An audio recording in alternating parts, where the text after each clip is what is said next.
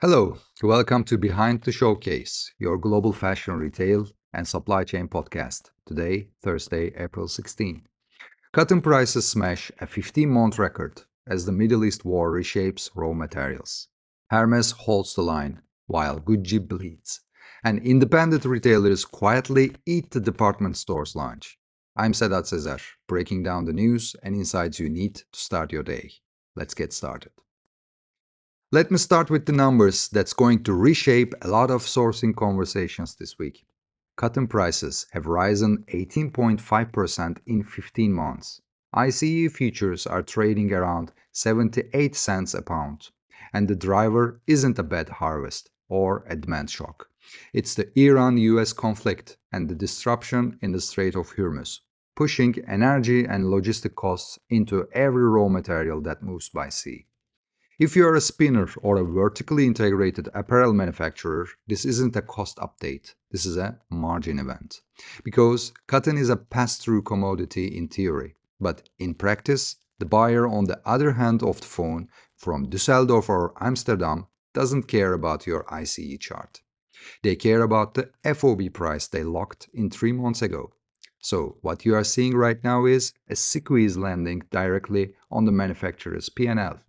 And the question every textile CFO should be asking this morning is, how much of this can we actually pass on, or over what timeline?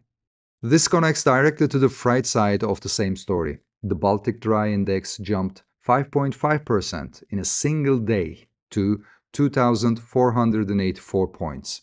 The Cape Size subindex led with almost 8%. You don't see moves like that without a real structural shift underneath. And the shift is Hormuz. When you layer rising raw material cost on top of rising bulk freight, you get a compounding effect on landed costs that's very hard to model in real time. For Turkish exporters shipping to Europe, the irony here is actually a tailwind. Yes, your inputs are more expensive, but your Asian competitors are dealing with longer routes, higher insurance premiums, and the same energy shock. Just worse because their journey is longer. And Europe is noticing. Sourcing Journal is running a semaphore piece this morning, where senior European economists are openly using the word stagflation. The German finance minister has gone on record saying the Middle East war is hurting the German economy. And honestly, I can't help but saying this: humanity or the innocent lives being lost doesn't seem to be their primary concern. They only start raising their voices when the crisis hit their wallets or their comfort zones. Didn't we see the exact same thing at the beginning of the Ukrainian war? Did they support Ukraine just out of sheer love for the country? No.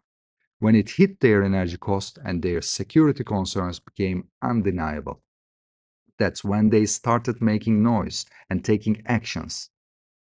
Anyway, let me get back to the business. When that kind of language starts coming out of Berlin, it's not a headline, it's a policy signal.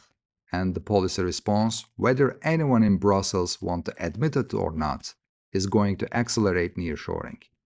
Just Style published a piece of this week naming 3 forces reshape apparel in 2026: AI, resale, and nearshoring. Hermès just put a rocket under the third one. For Turkey, this is the window. But I want to be clear about something. Nearshoring doesn't come to you because you're geographically close. Geography is the ticket to the conversation, but capability is what closes the deal. Now let's move to the retail side, because the signals coming out of luxury this week are telling a more complicated story. Hermès reported 6% growth in the first quarter, which sounds healthy until you realize it's a deceleration driven by the Middle East conflict suppressing regional spending and the Paris tourism. 6% is still remarkable in this environment. But here's the contrast that matters. Kering's shares dropped 9.3% in a single session in one day. Gucci was down 8% in the quarter, and the group overall fell 6%. So in the same week, at the top of the luxury pyramid, you've got the one house holding the line and another house in full structural repair mode. The read here is that the ultra high-end client is still spending, just more selective. And selectivity punishes weak brand equity. It doesn't punish scarcity. For the manufacturers supplying premium and accessible luxury tiers, this is the worth watching carefully. Because when Kering slows down, sourcing orders slows down with it. And those cuts don't fall equally across the supply base. Same pattern, different market. The US March retail data came in showing clothing sales posted a modest increase. Even a consumer confidence dropped. That's the mid-market and value segment doing the heavy lifting. American consumers are nervous about oil, nervous about inflation, and they are responding by trading down, not by stopping.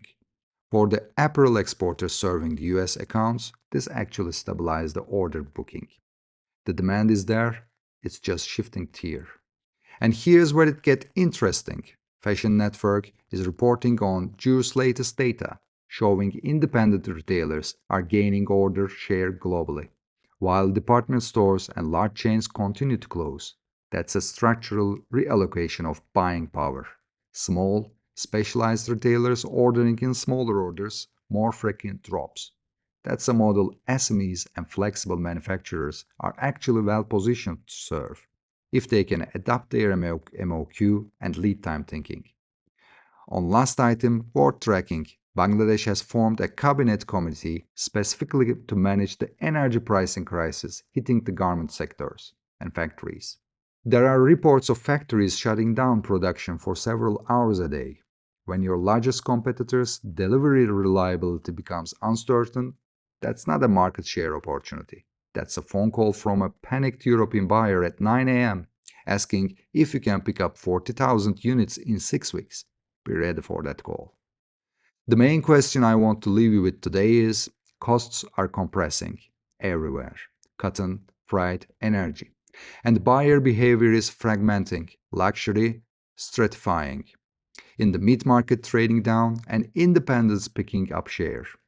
Turkey sits at the exact interaction of both currents. Will you treat the next 90 days as a crisis or as a strategic repositioning?